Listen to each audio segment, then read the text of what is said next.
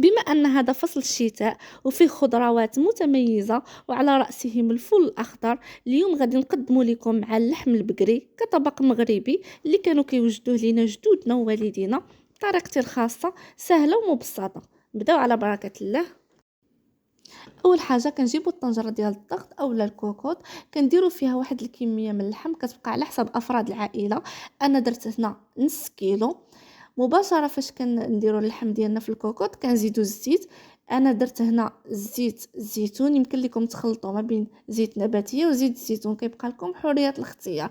هنا كنديروا واحد الكميه مهمه حيت الفول كيبغي الزيت، الفول كيبغي الزيت بزاف. هنا درت بصله مشلضه، كنحاولوا نشلضوها رقيق، بصله كبيره ماشي صغيره حيت بغينا المرقه ديالنا تكون عاقده. درت هنا جوج ديال الفصوص ديال الثومه اللي محكوكين كبار.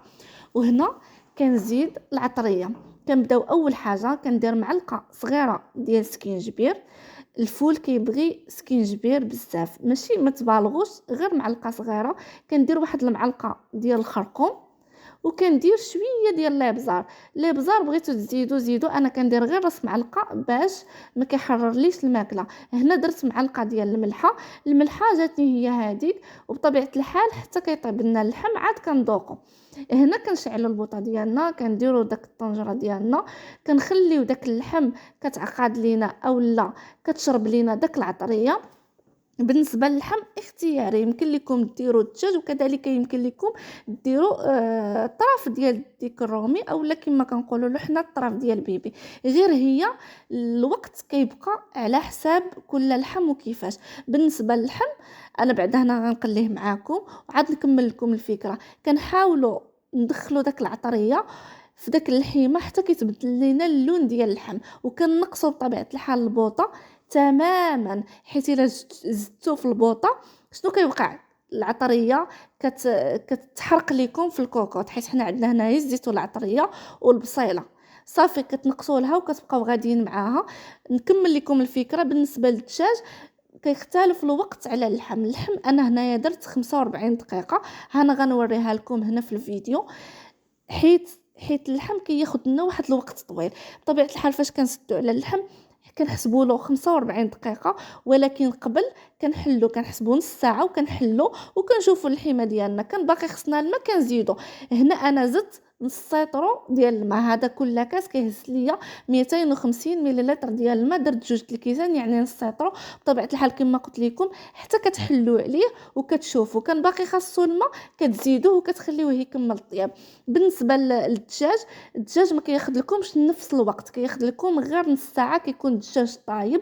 وبالنسبه للديك الرومي او بيبي كياخذ لكم 35 دقيقه، كيتختلف الوقت. هنا كنسدو عليه وكنجهدوا شي شويه البوطه، ما كنقصوش حيت اللحم خصو الطياب كما قلت لكم.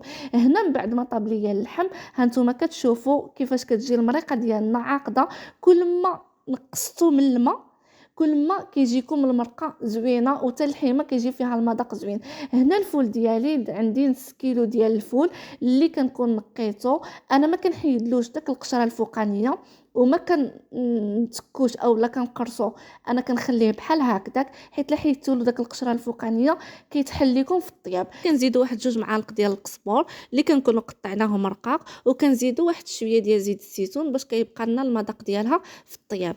هنا كندير واحد شويه ديال الحامض مصير، غير تقريبا نص اولا ربع حامضه، كنقطعوها مزيان حتى ما كتبقاش تبان لينا باش كتعطينا غير داك المذاق، ماشي الطروفه كبار ديال الحامض مصير. وبالنسبه للحامض مصير انا فايت لي شاركته معكم، راه وجد وبديت كنصاوب منه تبارك الله كيجي اكثر من رائع. اللي بغات الفيديو راه كاين على صفحتنا على الفيسبوك وكذلك على قناتنا على اليوتيوب، واهم من حاجه انه ناجح. هنا الفول كندير له ربع ساعه بطبيعه الحال حتى كتصفر الكوكوط.